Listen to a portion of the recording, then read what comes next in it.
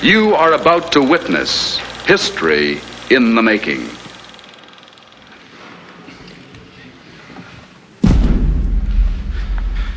Señores claustrales, sentaos y cubríos. Ábrese la sesión.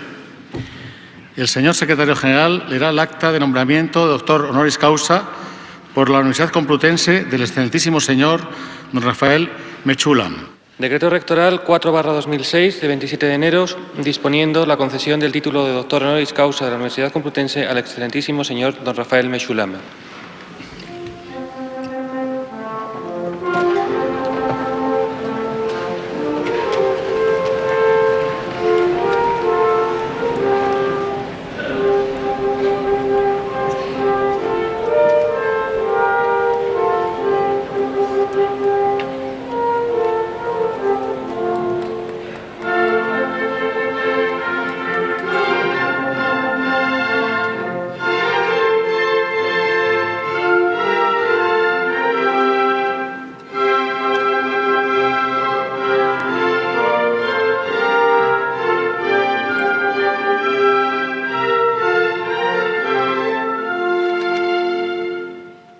Why did you agree to let me make this documentary about you? Well, unfortunately, I don't know how to say no. And when a friend asks me, I normally will say yes. But in this case, I would also like to probably push ahead and tell people, here we have a group of compounds, an endogenous system of major importance. It is not being used as much as it should be in the clinic. It is of great promise in the clinic. Let's try to push it forward. And maybe this film can push it forward a bit. Hopefully. Hopefully.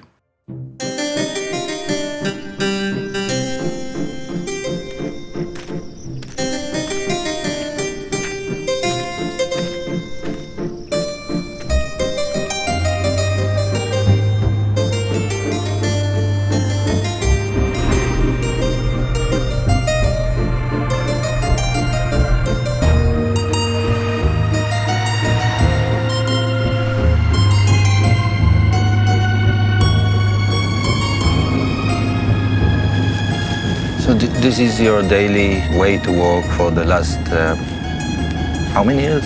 40 years, 45 years. I moved from Rehovot to Jerusalem in 1966, a year before the war. And I've been here ever since.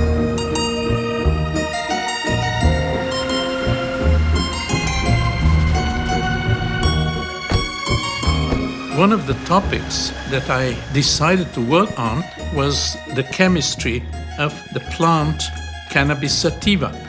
Cannabis had been used for thousands of years, both as a drug as a recreational agent, but surprisingly, the active compound was never isolated in pure form. I decided, together with my colleague Yehiel Gaoni, to go and do research and find out what are the compounds present in cannabis, and particularly what is the active compounds present there. Well, a scientist should try to find topics of importance. And I thought that this is a topic of importance. I knew that the police have a lot of cannabis, hashish, that's being smuggled from the Lebanon, and after all the legal things were completed, they usually burn it. I was at the Weizmann Institute at that time, a very young person. I went to the director of the Weizmann Institute, the administrative director, and asked him, do you know anybody in the police who can supply hashish to us for research? So he called one of his friends, can you supply cannabis to one of our researchers? And I hear from the other side somebody shouting, is he, meaning me, is he reliable? And the administrative director, who actually almost didn't know me, said, yes, of course he's reliable. Let him come over and pick some hashish. I went over, I didn't have a car, took a bus, got 5 kilos of hashish, went on the bus, and people in the bus after 15, 20 minutes just started asking, what the hell is this smell, very unusual smell? I mean, I had 5 kilos of hashish in my bag going around. But I guess you're the only person in the world that took 5 kilos of hashish from the police and got away with it. Well, probably yes. It turned out that the police were not allowed to give us cannabis. I didn't have the permit from the Ministry of Health, therefore I had broken the law and the police had broken the law and we should go to prison. Well, it doesn't work that way. I went to the Ministry of Health and some of them were colleagues of mine and the others knew what I was doing, so I said, I apologize, I'm sorry, I won't do it again. Next time when I want hashish, I'll go to the ministry. If and when I needed hashish, I went to the Ministry of Health, I filled the form, I drank some coffee with them, they gave me the permit, I went with the permit every time to the police. The police, I drank some more coffee with them, and I got my hashish and went back to the lab. We started working on those 5 kilos of hashish. We didn't have a safe. It was just in one of the cupboards in the lab. Nobody really was that interested. So we started extracting it. We started using modern methods. Now, this is important. Up till the mid-60s, even before that, in order to find the structure of a compound, one had to do a lot of reactions.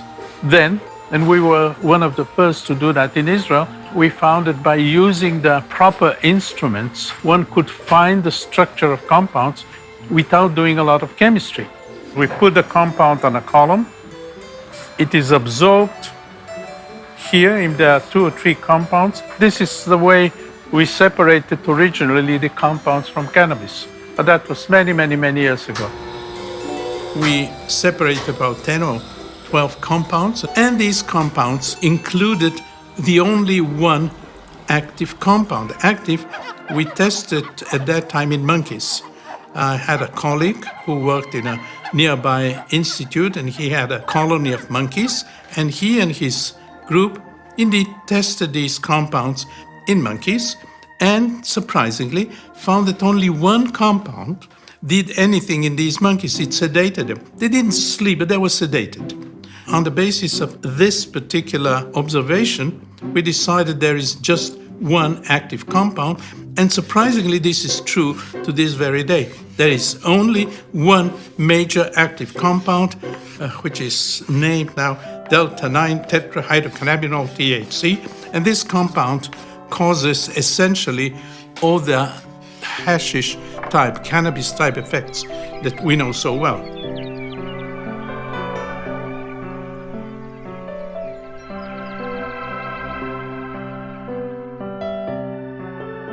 We wanted to see whether this compound, which acts on monkeys, acts also on humans. So we did a small experiment. There's a wonderful story. It was many years ago about the cake, the special cake that Dalia made. Well, that was the real testing of THC. We had a few of our friends take 10 milligrams of pure THC on a piece of cake that my wife prepared, and 5 took only the cake without the THC, and we compared the effects. None of us had ever used cannabis before. As a matter of fact, very few people had used cannabis at that time in Israel. All those that took the THC were affected, but surprisingly, they were affected differently. Some said, well, we just feel kind of strange in a different world. We want to sit back and enjoy it. Another one said, nothing happens, but he didn't stop talking all the time. A third one said, well, nothing happens, but every 15, 20 seconds, he will burst out laughing. These effects are well known today. People are differently affected. In one case, however, one of the participants got into an anxiety state. She felt, I believe, that her psychological guards, if you wish, were breaking down, and all of a sudden she was open to everybody. So she really got into an anxiety state. In some cases, we definitely see anxiety attacks. Most do not. Most just feel kind of a little bit disoriented, maybe a little bit sedated, maybe a little bit open to discussion and socially open to whatever is being discussed. You remember what kind of cake it was? Well, it was a very tasty cake. But if you want any details, I can ask my wife the exact details. Well, I'm married to Dalia. We've married for a few years, about 60 years now, almost. Can we go back to the time that you met? We were friends in the army, and then a couple of years later we got married. As a matter of fact, we got married while I was still in the army. We lived in Tel Aviv, and I worked in Rehovot, and then 1966 we moved to Jerusalem, and we've been here ever since. בוקר טוב. בוקר טוב. שלחתי. תודה. In this particular apartment ever since.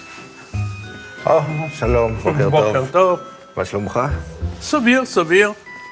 אמנם מה אפשר לצפות מיום שמתחיל בזה שצריך לקום? I'm lazy and I forget things, and Dalia, I feel that Dalia has to be next to me if I want to survive on a trip.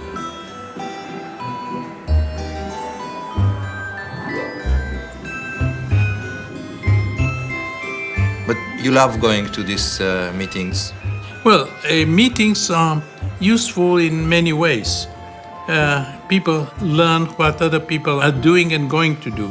What they have done is published, so I don't have to go to meetings to learn what other people have done in the past. Manuel, Nice to see you. Most meetings are just getting people from different aspects of a topic. They talk to each other and maybe something new comes out. If you really look at the history and what's been going on ever since he discovered THC, he's not just discovered THC and then just, relied on that and didn't do much, but he continued to have such a vision for the next step and the next step and the next step. 9, 8. Is that a test for whether I'm intoxicated or not? Yes. My name is Mahmoud A. El Soli. I am a research professor at the University of Mississippi. Cannabis is what I'm known for. Cannabis is a very old plant, a very old medicine, if you will, that people have used it for so many indications over the years. In the literature, marijuana has been used for all different types of things. One would say, well, this is crazy. There's no such plant that can, do all of this. And today, it's very easy to really go back to this old literature about the different indications for which marijuana was prescribed and find out that there is justification for that. Cannabis was used in the Middle East for thousands of years. As medicine. Who knows, maybe for other things as well. Many of the tribes at the time used cannabis. Assyrians used it for medicine, used it for excitation, as used it in religion. The Egyptians used it as medicine.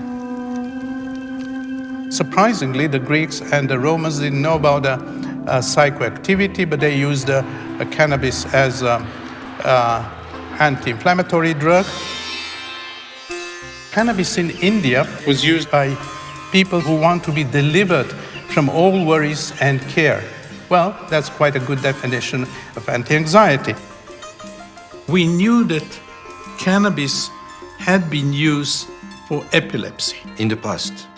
In the past, there is, for example, a translation of Arab story of the 15th century, and it says that one of the Arab leaders had epilepsy. Physician came over and gave him cannabis, and it cured him, but he had to take it for his entire life. So the field kind of told us, try it on epilepsy. We first tried it in animals and it worked. So at this point, we decided to go into humans. trial took place in Sao Paulo. They had about 10 people that had epilepsy that could not be affected by the known drugs. We started giving them high doses of cannabidiol, 200 milligrams per day. And you were producing the cannabidiol from hashish? For almost 40 years, we didn't produce it, we isolated it, we separated it from hashish. Hashish contains about 4%, 5% cannabidiol, so it is really quite difficult to isolate, to obtain large amounts, but we did that. We were happy to note that indeed they had no seizures while they were taking cannabidiol. And it was published, and nothing happened afterwards. So far, 34 years later, this is the only publication of cannabidiol in humans against epilepsy.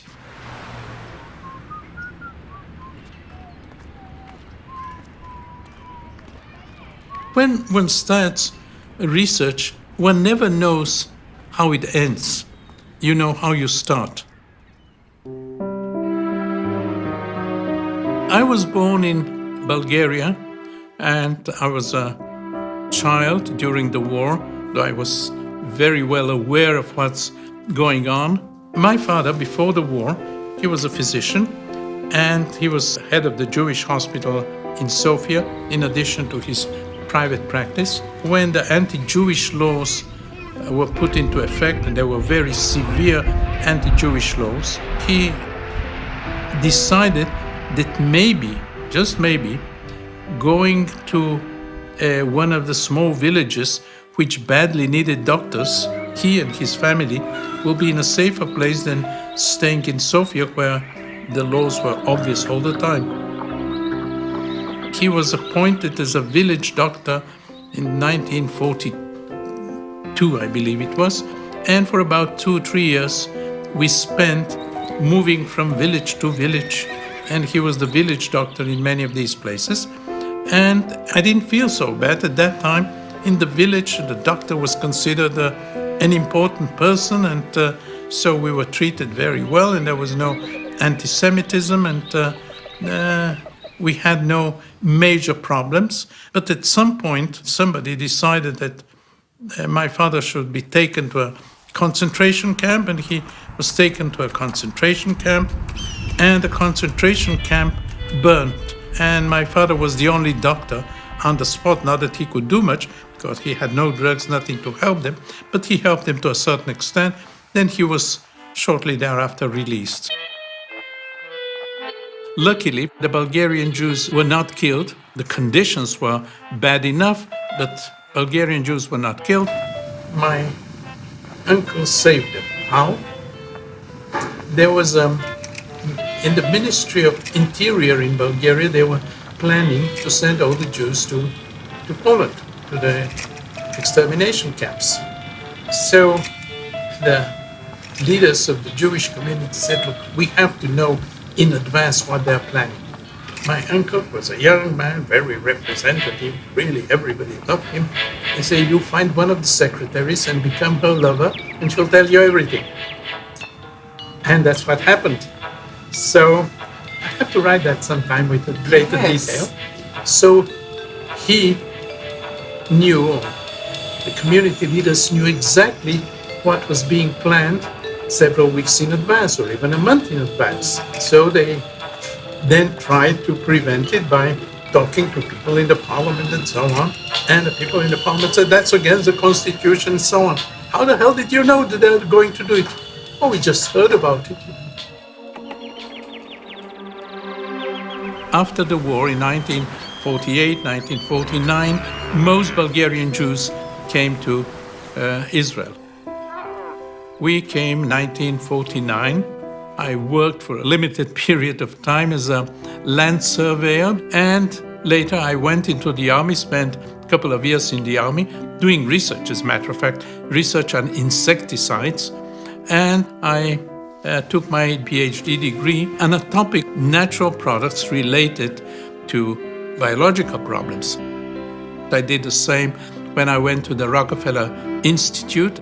when I came back and I got a position at the Weizmann Institute, I was looking for problems that are in that field, namely chemistry problems related to biological problems.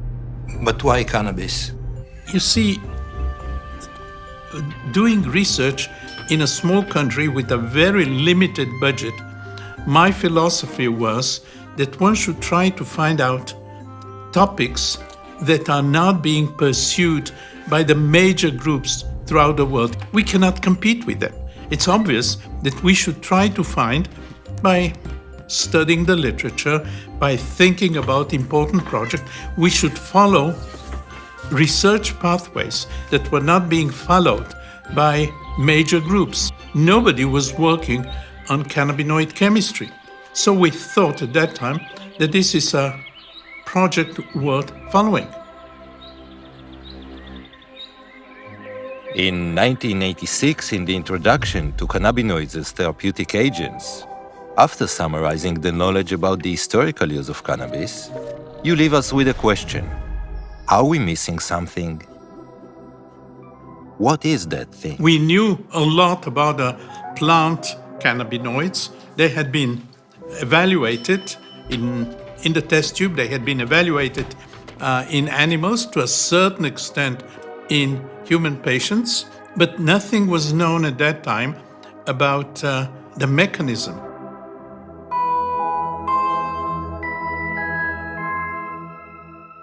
A group in the US, Professor Aline Howlett, she was a young researcher at that time in St. Louis. I really didn't know very much at all about marijuana or cannabinoids. That wasn't my area of expertise. In the United States, we need DEA approval to get cannabinoid drugs for research. So I got through the approval. I got some delta-9 THC and did these studies and found some very interesting things. Dr. Howlett found in the brain a specific receptor for THC.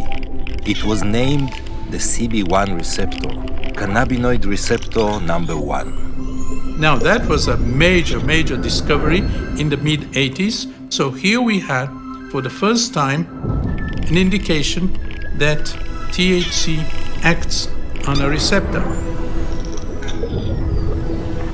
So that was the first momentous discovery. And then once it was discovered that there are receptors, then the next obvious question is, why are there receptors in the human brain for a smoke substance? How did God know that his creations will smoke marijuana?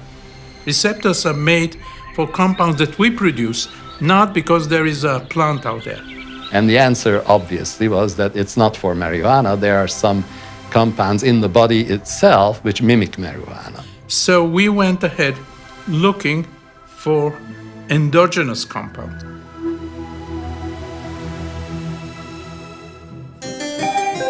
In my lab, there were 3 collaborators who contributed a lot in this research. My name exactly is Lumír Ondřej Hanuš. When for socialism in Czechoslovakia, Professor Meshulam invited me. I'm here already 23 years. 23? I came just for 1 year and it's a little bit extended. 1 year, it was not enough for research. We already had here postdoc Bill Devane, Dr. Bill Devane. In the States, I go by Bill. In Ireland, I go by Will. Okay, run over. He used to come late in the afternoon and then work throughout the night. And Aviva Breuer, she worked with me in the lab for about 30 years. She still works with me in the lab. She used to come early in the morning. So sometimes they would meet here. If it was 5 o'clock in the morning, she would come in and he was just about to leave. In 3.5 years, we never had a lab meeting.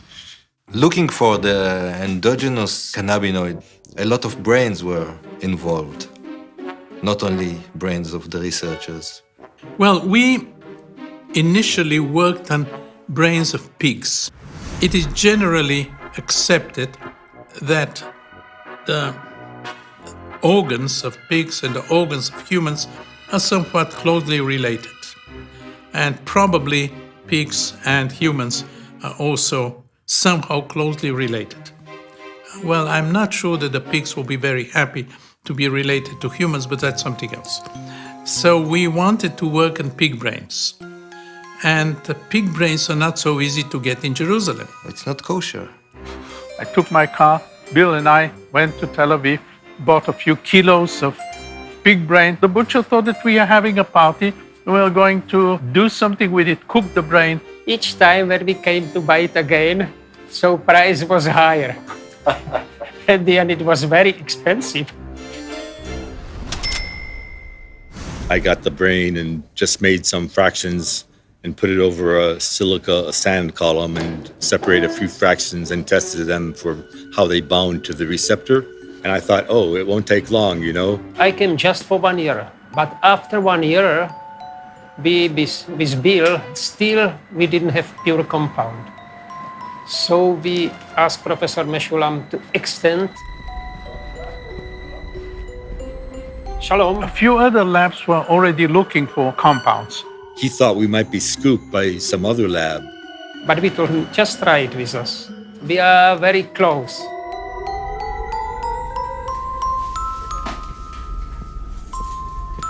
And after about 2 years, we found in extremely low amounts. It was only like a few droplets in the end of a little test tube. A compound in the brain which acts on these receptors.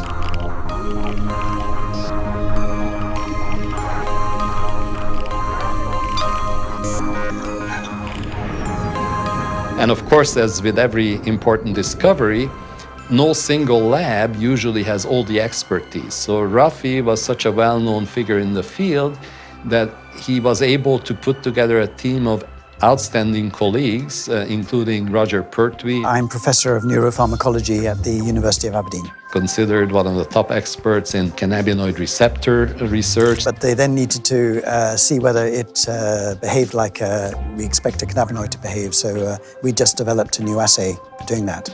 So they sent me some anandamide, and we were able to show in our laboratory that it did behave like we would expect a cannabinoid receptor agonist to behave. We've had other collaborations since then, but that was very much the most exciting one. We hadn't figured out the name of it yet, though. The chemical name is arachidonoyl ethanolamine. We could have left it at that.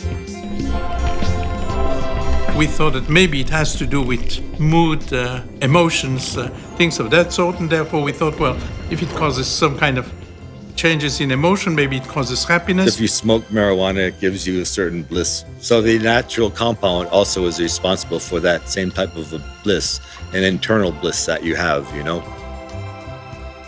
We looked for a good name, and although some people do not agree with me, but in Hebrew there are not too many names for happiness. For sorrow you can find a lot of names, but for happiness, not for extreme happiness. We've looked into Assyrian things, but the Assyrian things are more complicated. They call cannabis with apparently a lot of THC, they call it ganzigunu. Well, call the compound ganzigunu was too complicated. So we decided we'll go to something else. I remember actually discussing the naming of this. I think it was Bill Devane who came up with the name. Is that right? Right. Rafi Meshulam and Roger Pertwee and myself were all sitting outside in the sun, overlooking a nice little river. And 2 years before, I said to Rafi, if I isolate this chemical, I get to name it, don't I? Bill was interested in these Sanskrit stories, and he found that Ananda is bliss, delight. People who know me know that I study Eastern philosophy, and I know lots of Sanskrit words, you know. Ananda means in Sanskrit supreme joy. Professor Meshulam said, you know, it can be a good, it will be a part just on chemical nature of this compound, and because it's ethanol amide. So we did Ananda and amide, so it's anandamide. Even in the print form of a dictionary, the Collins Unabridged English Dictionary, and I bought one for my sister and gave it to her, and it's in the dictionary. Anandamide. Yeah. They made this discovery and published in this landmark paper, and its importance is illustrated very well by the fact that it's one of the very few papers in the biomedical literature that has been cited over 2,000 times since its publication. They even don't cite it anymore because it's considered such a well-known thing, an obvious thing, that they don't even cite our work anymore. They mention anandamide does A and B and C.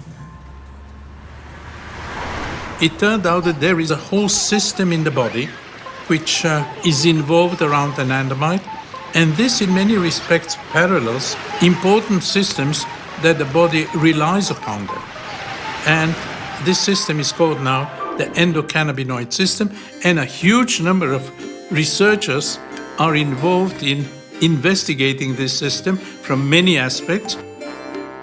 I'm a full professor of biochemistry. The basis of my work was to understand how the nervous system works. I usually go by Dr. Mary Abu. The CB2 receptor is we're trying to discover how the world works, or in our case, how cannabinoids work and how the brain works. Are there additional receptors? We know CB1, CB2 are receptors. Again, you see a difference between the oral administration versus the smoked form, which is a very similar. In this model, we found that activation of CB2 was effective. A compound which we haven't managed to isolate yet, but we strongly believe exists. The endocannabinoid system is complex, it's very challenging. If the animal, during the time-out period, is still pressing the lever, is because he has lost the control. It's just perhaps not easy to describe, actually, how... You know the beginning? It says, nel mezzo del cammin di nostra vita mi ritrovai per una selva oscura, che la dritta via era smarrita. How all of a sudden the poet found himself in a strange place, a black forest. Selva Oscura is a black forest, and he was lost. But thanks to another poet, that is Virgilio, a famous Roman poet, he found a guide through the hell to the paradise then.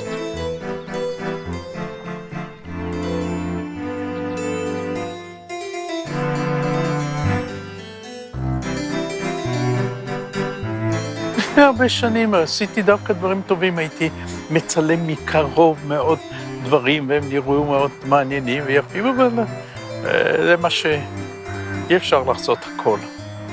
אז זה מה שנשאר. Well, many years ago I had the time to play around with photography, but that was many years ago. Unfortunately, I don't have time for hobbies. אנחנו צריכים להתחיל לזוז. As scientists, indeed as intellectuals, we should try always to be skeptical.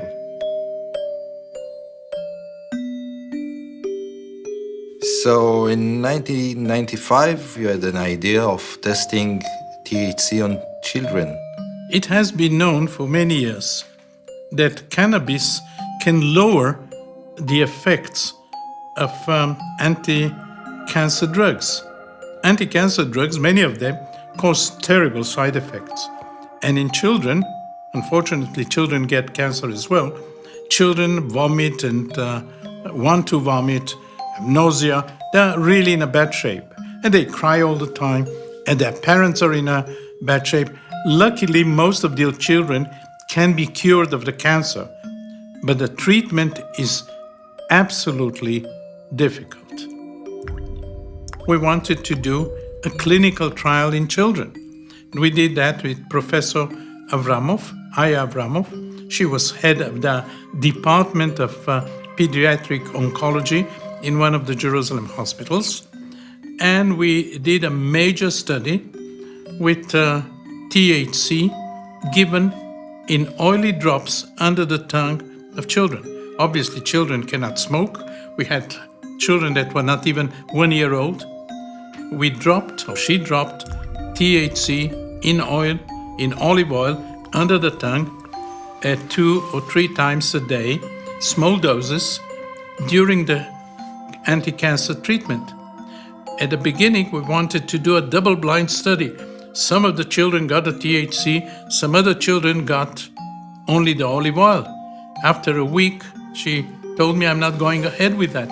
I know exactly who is getting the THC. I know exactly who is not getting it. There was a complete separation.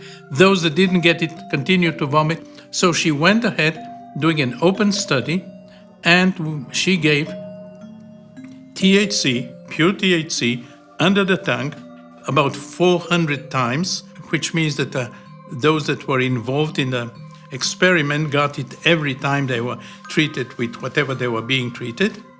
And at the end, we saw that we had complete block of vomiting, complete block of nausea by small amount of THC, which did not cause any psychoactivity, nothing. So here we had a complete therapeutic effect. And we published that, and again, essentially nothing happened. Finito, that was it. It's still not being used in children. And you think it's a good idea to use it for Well, children? I believe it's an excellent idea because we help those children that suffer. But I have no influence on oncologists.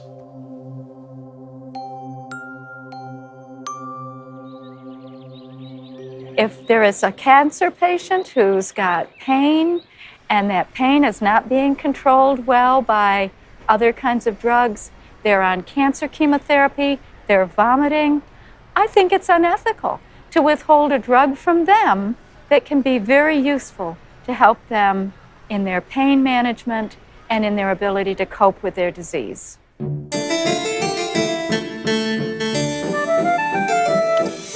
In about 1999, he came up with a concept with Dr. Ben Shabbat of the entourage effect, the idea that there were many compounds, endogenous cannabinoids, some seemingly inactive on their own, but together they make this beautiful music.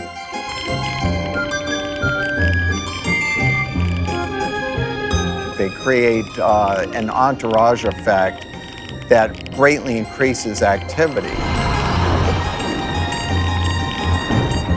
Rafi basically spoke to me about this entourage idea, and he made a very nice comparison, you know, like politicians, if they go alone to places, nobody pays them any importance. If they go accompanied by perhaps less active components, just the fact that the politician or the minister or the president is accompanied by many people makes it more important. So this is the entourage effect. I feel that the same applies to the components of the cannabis plant itself. And so many of these are what are called minor cannabinoids, contribute to an overall effect that you cannot produce with a single molecule. This has been a key concept in what the work I've tried to do under his influence. I was convinced that one should only test pure compounds with one target, whereas it's the combination sometimes of the compounds that can do the trick.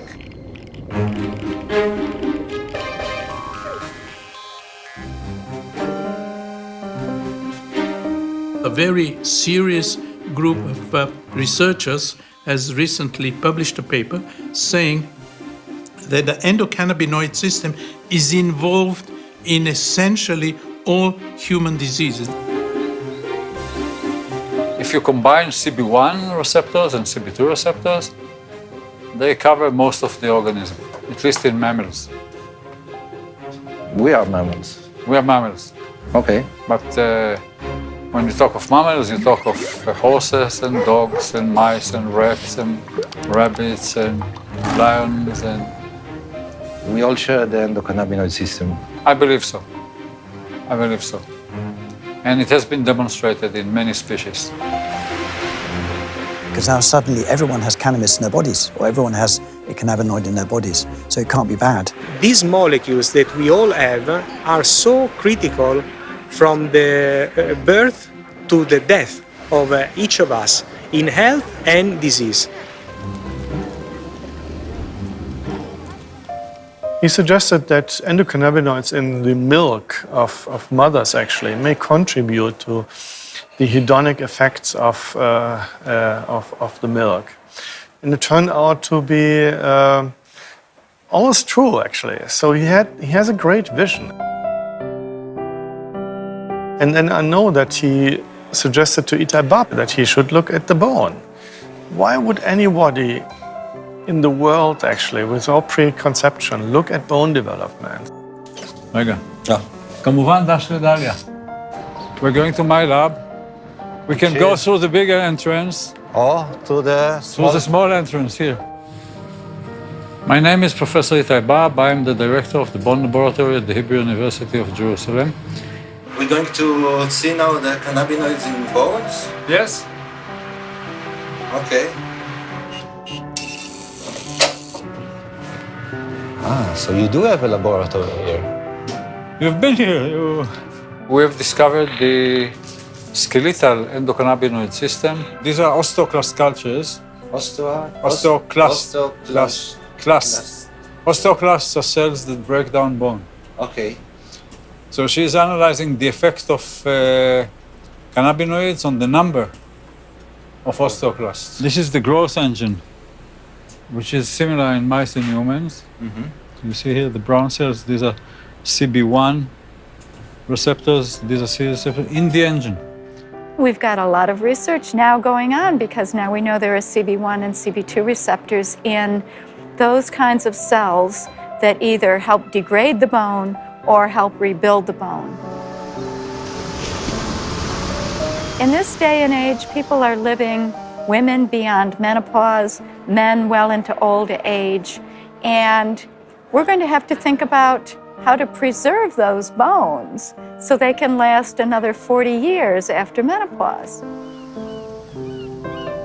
When a woman becomes pregnant, basically the body should get rid of the embryo because the embryo, to a certain extent, 50%, comes from a different organism from the father. The body doesn't do that.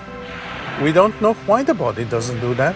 It's kind of a lowering of the immune system, certainly around the embryo. And it seems, it's quite possible, that the endocannabinoid system, in a wide sense of meaning, may be involved in prevention of this kind of immune effect, which is the basis of our life. I mean, obviously, if the embryo is kicked out, there's going to be no life on this planet.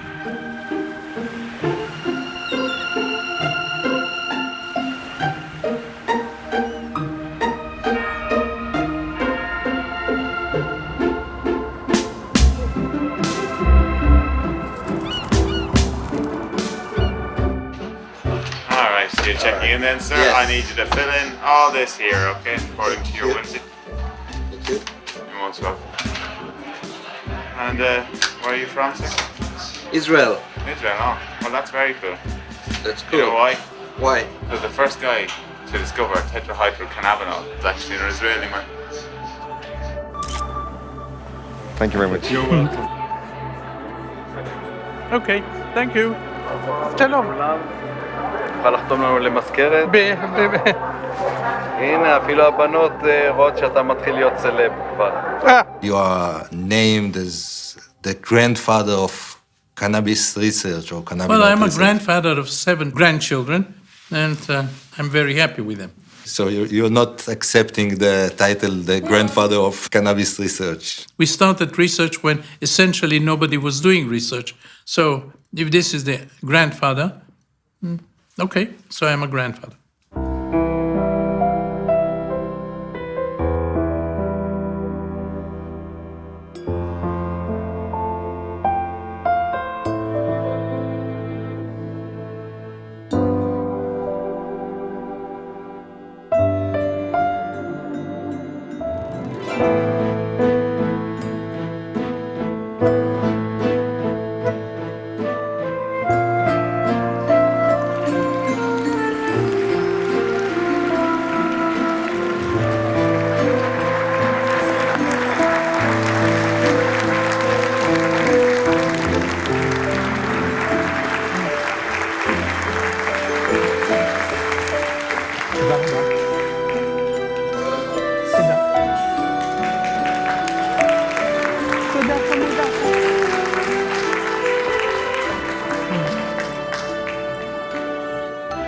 el claustro de la Universidad Complutense, a propuesta de la Facultad de Medicina y en testimonio del reconocimiento de vuestros relevantes méritos científicos, habéis sido nombrado doctor honoris causa. En virtud de la autoridad que me está conferida, os entrego dicho título. Works on the ego. Obviously, people are happy to get an award, that people recognize their work. Definitely, I mean, it would be silly to say that I don't care. Yes, definitely I care, like anybody else. Os impongo como símbolo el birrete laureado, antiquísimo y venerado distintivo del magisterio, llevadlo sobre vuestra cabeza como la corona de vuestros estudios y merecimientos. I've received quite a few awards in different places in the world. Recibid el libro de la ciencia, que os cumple enseñar, difundir y adelantar, y que sea para vos significación y aviso de que por grande que sea vuestro ingenio fuere, debéis rendir acatamiento y veneración a la doctrina de vuestros maestros y predecesores. In Israel, I got the Israel Prize, the Rothschild Prize, other prizes. Got important prizes in Germany, in the US. Had awards in the Czech state. Recibid el anillo que la antigüedad entregaba en esta venerada ceremonia, como emblema del privilegio de firmar y de sellar los dictámenes, consultas y censuras de vuestra ciencia y profesión, así como los guantes blancos, símbolo de la pureza que deben conservar vuestras manos, uno y otros signos también de la distinción de vuestra categoría. I've had honorary doctorates, one in Spain, one in the US, one in Israel. Porque os habéis incorporado a esta universidad, recibid ahora, en nombre de su claustro, el abrazo de fraternidad de los que se honran y congratulan de ser vuestros hermanos y compañeros.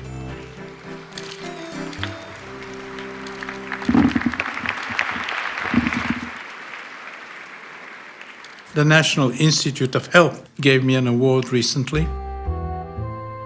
In 1962, I had asked for a grant from NIH.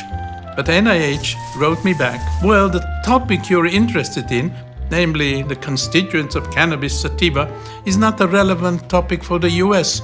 It's not used in the US. When you have something more relevant, ask us for a grant. So a year later, I got a phone call from one of the main pharmacologists of the National Institute of Mental Health, said he's interested in cannabis. So all of a sudden they had a change of mind. So I asked them, what happened?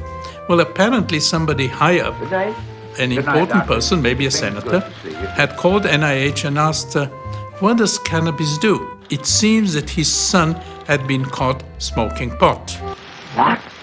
Yes, it's the truth, Father. And I'm pretty ashamed of it. And he wanted to know whether the marijuana destroys his mind. Now, they didn't know anything about marijuana, and the only thing that they actually knew was that a young person from the Middle East had asked for a grant and was working on it. So pharmacologists came over and asked me, are you still working? And said, yes, we had just identified the active compound and we had a large amount of the active stuff there. We had about 10 grams of THC. So he said, please give us the 10 grams and we'll do a lot of pharmacology in the US. So he got the world supply of THC. Nobody had THC at that time. Got the world supply of THC, took it to the US. Actually, he probably smuggled it because I don't think that he had a license so he could take it to the US. But then, of course, nobody was looking for THC. It was not a known compound. So he took it to NIH.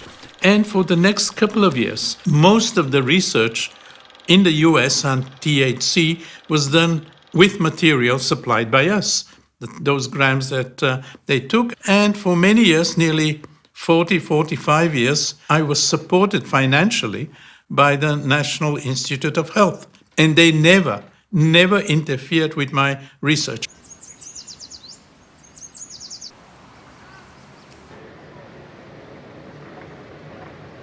The cannabinoid field was starting to really come online, and there was this big connection with endogenous cannabinoids and exogenous cannabinoids and pain. My PhD was in female reproductive pain. It's just really fun to be at this point of going, wow, we're actually, understanding some of the mechanism of why women basically have taken cannabis for thousands of years for reproductive pain. I would consider myself still as a mouse geneticist and neurobiologist. So our approach is to make mutant animals. So almost every talk that you hear contains some data that were generated with the mice that we generated, that we made. You get seniority if death you can't avoid. The lab was up to me. I chose cannabinoids. Heard it's a fun house where a little lab mouse can partake. For several years, I was researching motor neuron disease, amyotrophic lateral sclerosis, and was able to show that THC was actually protective in a mouse model of ALS. The mice that were given THC lived a little longer and did a little better than the ones that did not get treated with THC. So that was really exciting work. Pass that new compound over to me, doc.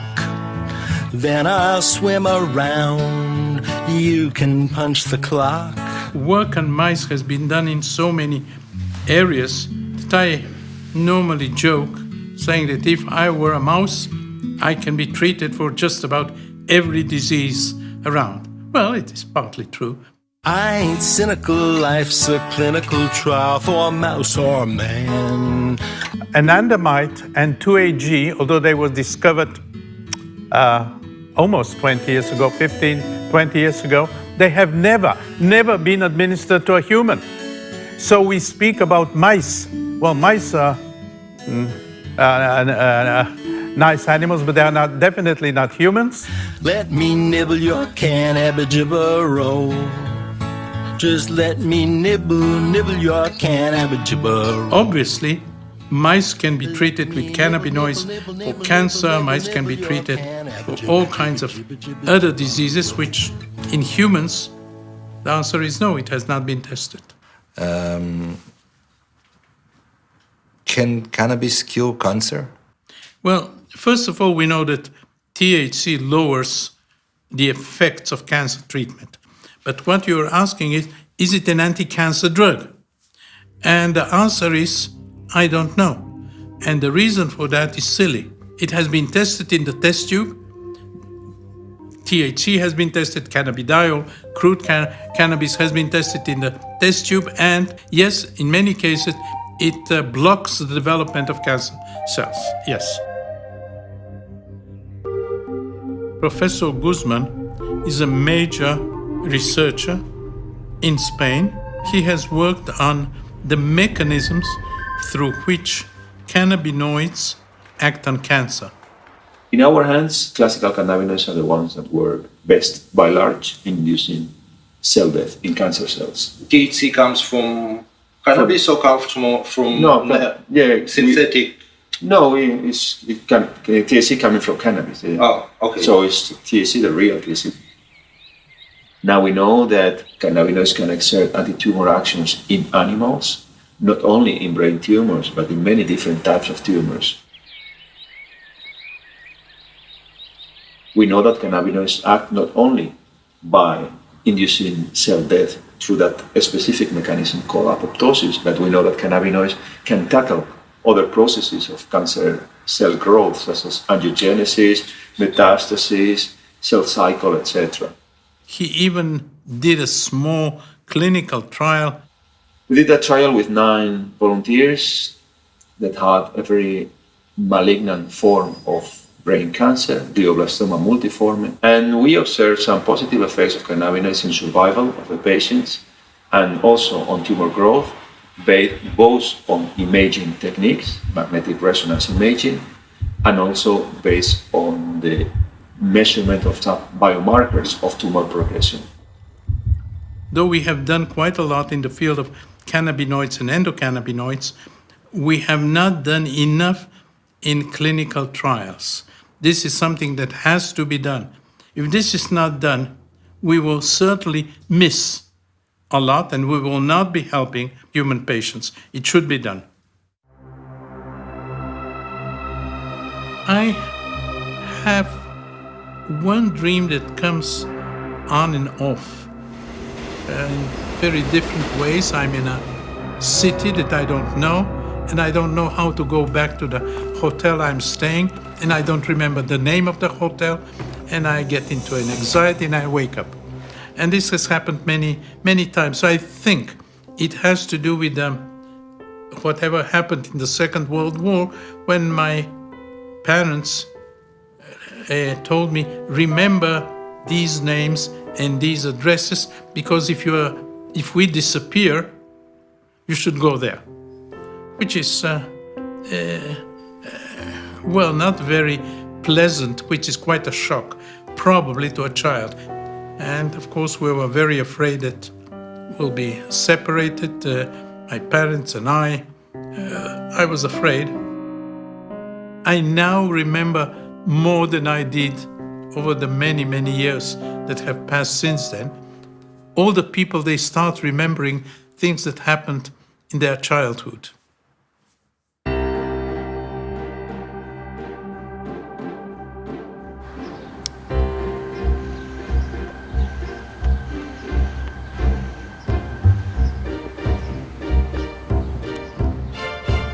At one point, somebody decided that it is worthwhile testing cannabis with relatively high doses of THC, I believe, in people that are Alzheimer or Alzheimer-like patients.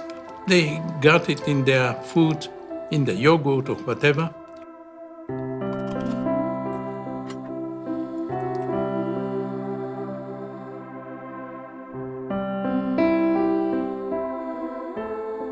Some of them, I believe, not all of them, but some of them were in a better shape. Some of them started speaking, their eyes became brighter. In one case, an ex-writer started writing again. In another case, a woman said, I feel fine, and went home. So it seems to be helping the symptoms of Alzheimer or senility.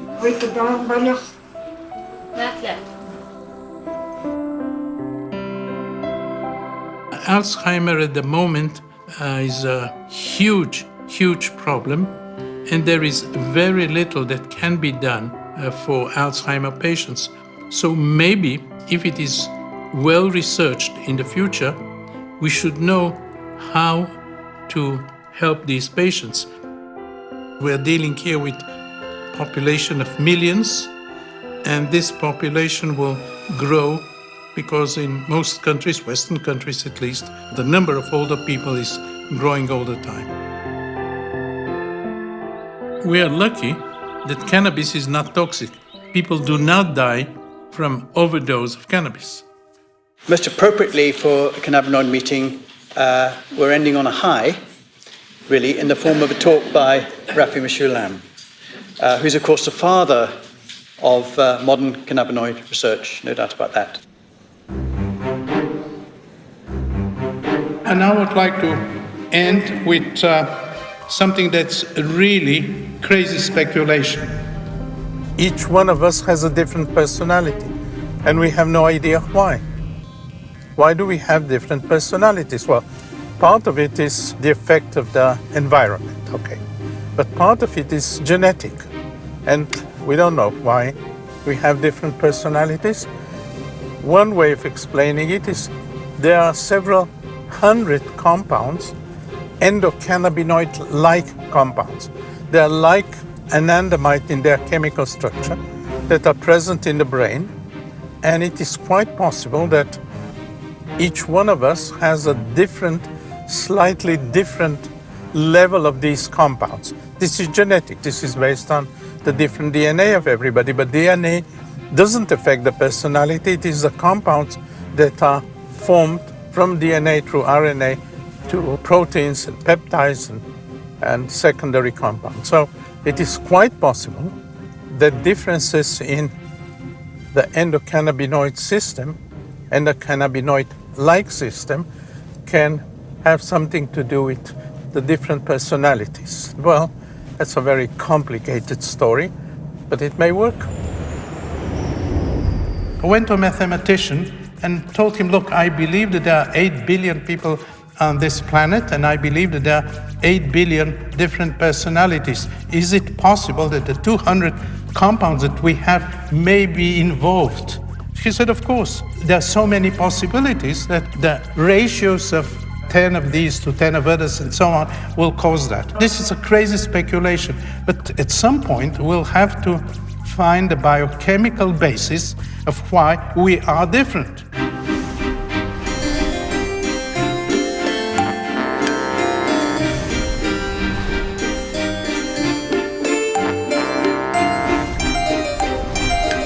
Many years ago, when I had an administrative position in my university, I was rector, I was told never give an after-dinner speech before the dinner. And I sincerely apologize for doing so now. He used to get the hash from the police, and we used to chop it up in the lab. It's 555 nanometers, and it's the healthiest for your eyes. This is from cannabis. If you are in the nature green, it's the healthier. Yes. It's 555 nanometers. Popular media is very powerful and very convincing. We should try to go to the basis of these media presentations and be convinced that the facts support the conclusions. This is true for every sphere of life and certainly for every scientific area. And I want to thank many of my collaborators. We've drank coffee many, many times. I believe that the next paper will be